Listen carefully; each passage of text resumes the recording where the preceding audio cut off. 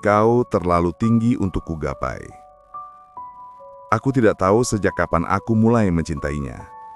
Mungkin sejak pertama kali dia datang ke bengkel kecil tempatku bekerja. Dengan gaun putih dan sepatu yang tidak pantas diinjakkan di lantai berdebu ini. Namanya Celine, putri pemilik pabrik besar di kota ini. Mobilnya mogok di depan bengkel.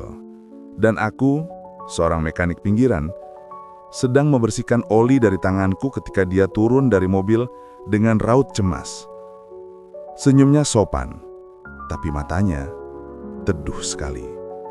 Sebuah keteduhan yang tidak seharusnya singgah di tempat sekasar ini. Mas, bisa tolong lihatkan mobil saya? Bisa, Mbak. Sebentar. Dia berdiri di pinggir bengkel, menunduk, memainkan gelang tipis di pergelangan tangannya. Aku pura-pura tenang. Tapi jujur saja, jarak antara kami terlalu jelas. Dia wangi dan rapi, aku bau bensin dan peluh. Sejak hari itu, entah bagaimana, Celine sering datang lagi. Kadang cuma alasan sepele, banyak kempes, lampunya mati, atau mau servis kecil. Tapi aku yakin bukan mobilnya yang ingin dia perbaiki. Dia hanya ingin mencari kesempatan untuk ngobrol denganku.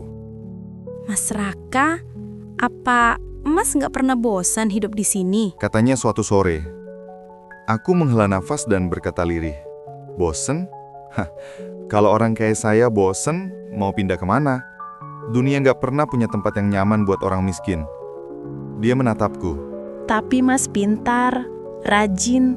Saya yakin bisa lebih. Lebih dari ini. Lihat tangan saya, Celine.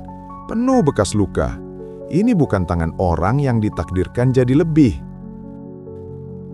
Dia terdiam, lalu tersenyum lirih, seolah memahami sesuatu yang tak bisa diubah. Malam itu, dia meninggalkan sebuah bekal kecil di atas meja bengkel. Kotak makan dari rumahnya. Aku menolak, tapi dia bersikeras.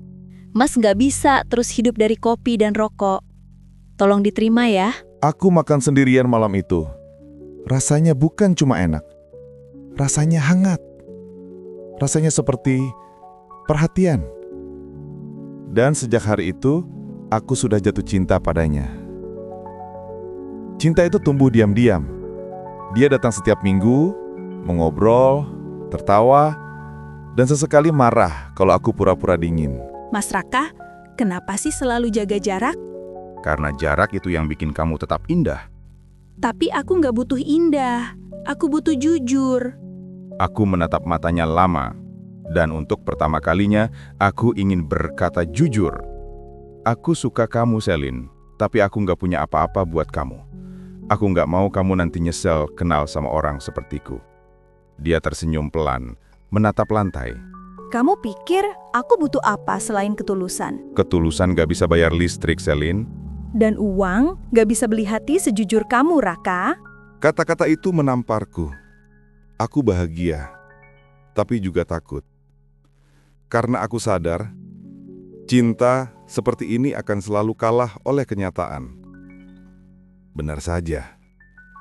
Suatu hari, ayahnya datang ke bengkel. Mobil hitam berhenti tepat di depan pintu.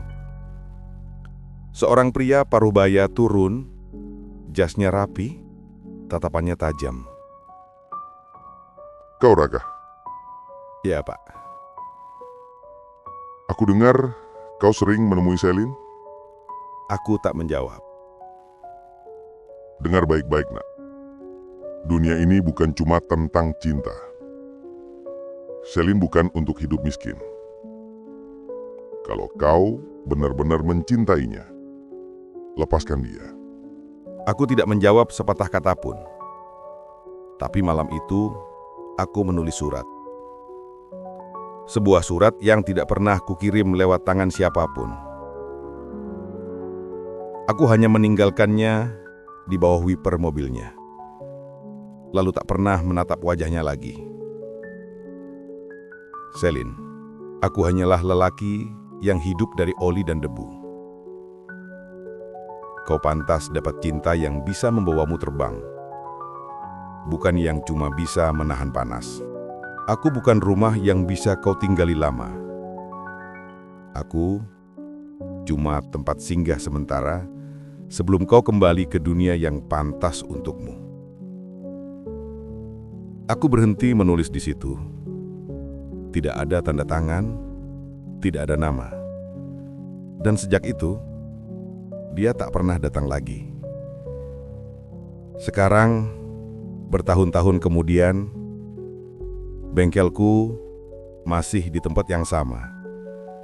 Tanganku masih hitam oleh oli, tapi kadang aku mencium wangi parfumnya lewat angin sore. Dan aku tahu, dia pernah benar-benar ada, bukan sekedar mimpi. Dan kalau ada yang bertanya kenapa aku tidak mencarinya, aku hanya akan menjawab. Karena kadang mencintai seseorang berarti berani membiarkan dia hidup bahagia tanpa kita.